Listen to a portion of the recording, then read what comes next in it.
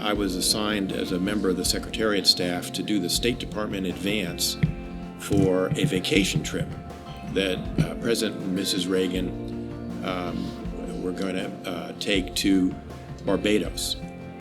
And they were going to Barbados to visit their old friend Claudette Colbert.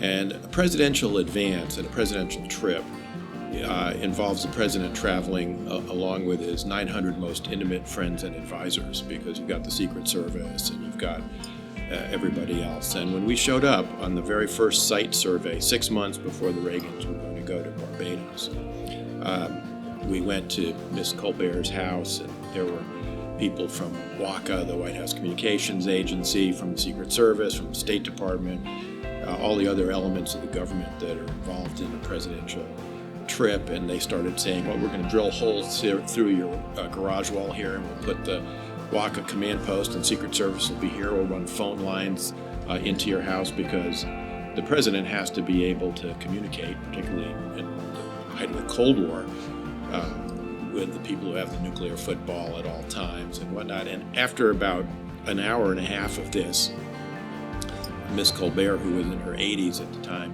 said, I'm a 85-year-old woman, and I just can't put up with all this nonsense. And the president was enormously gracious about it and said, well, we'll stay somewhere else. We'll go visit Claudette, but we'll stay in another bungalow. The other encounter I had with the president and Mrs. Reagan was a number of years later. That was in 1982. About 6 years later, after having been George Shultz's special assistant, I was serving at the U.S. Embassy in Moscow, and I was Secretary Shultz's control officer during the summit. And I did the one thing that a control officer should not do, which was I lost my principal in the Kremlin. Secretary Shultz walked out a door that I had not anticipated he would leave in, and I didn't know where he was. This was the signing ceremony for the INF treaty.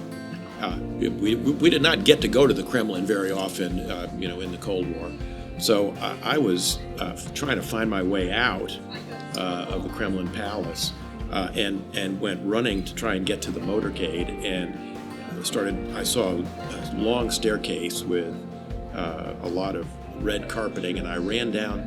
As I was running down, that there were two people walking up towards me, and it was President and Mrs. Reagan, and I can't even imagine what they thought, as a sort of crazed American, Foreign Service officer running full tilt right, by them, and he said to me, he said, "Don't worry, you'll make the motorcade." So he was enormously gracious, and it was really a privilege to work for him.